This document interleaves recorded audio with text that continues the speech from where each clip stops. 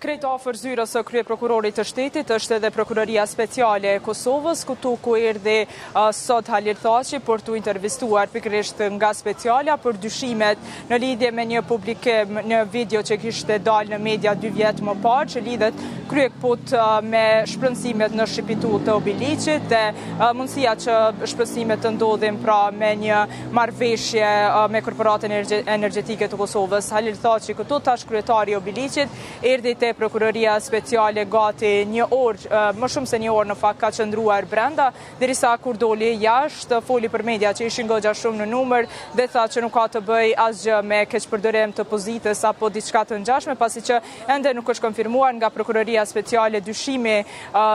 për çfarë është intervistuar tamam Thaçi, në çfarë cilësie si dëshmitar apo i dyshuar, se vetë Halir Thaçi këtu tha që u intervistua vetëm si dëshmitar dhe sipas tij ishte i dëshmitar vetëm i diskutimit dhe sqarimit me qytetarët për probleme që i kishin ata në lidhje me shpërndësimin e tokave në Shqipitull të Obiliqit dhe nuk ka pasur të bëj asgjë në lidhje me keqpërdorime të mundshme për shpërndësimet që në atë kohë ishin dashur të bëhen në Shqipitull të Obiliqit. Nuk dihet tamam se çka deklaroi brenda kështu me saksi, por Thaçi tha jashtë që nuk ka të bëj asgjë me dyshimet që janë vënë në barë, por akuzoi mediumin që ka publikuar një audio nxizim, duke thënë që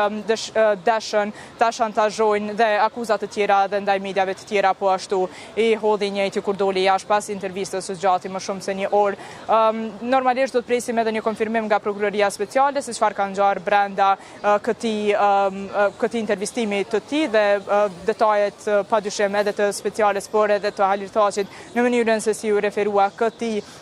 intervistimin e do i sjellin për gjithë shikuesit e televizionit, por normalisht të vlen të përmendet që në 2024 Prokuroria Speciale kishte konfirmuar që ato po e heton për dyshime me korrupsion ose nga antiforcat që lidhet pikërisht me dyshimet për korrupsion. Nuk dihet nëse kanë mbetur këto dyshimet e njëjta apo kanë ndryshuar gjatë rrugës së hetimit, ato do i konfirmojnë për gjithë shikuesin e edicionet të tjera informative. Sigurisht se po. Të faleminderit shumë Tërshani për gjitha këto informacione që solle për ne dhe për shikuesit tanë.